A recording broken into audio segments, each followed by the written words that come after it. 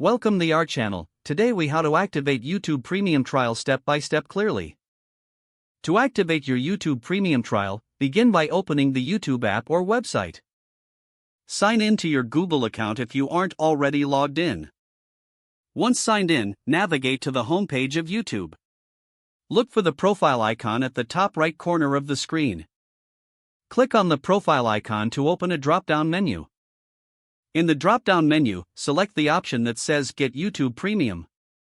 You will be redirected to a page. On this page, locate the button that says Try It Free or Start Free Trial. Click the Try It Free button. You may be prompted to confirm your payment information, including credit or debit card details. Fill in the required payment information to proceed. Review the terms and conditions presented to you. After reading, agree to the terms and conditions by selecting the appropriate checkbox. Click on the button that confirms your trial activation. You will receive a notification that your YouTube Premium trial has been successfully activated. Enjoy ad-free videos, background play, and access to YouTube Music during your trial period.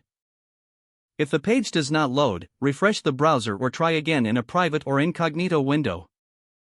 Make sure you are using the correct email address, then retype it carefully to avoid small typos.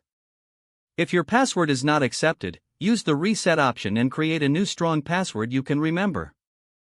Check your spam folder for verification or security emails, then complete any requested confirmation steps.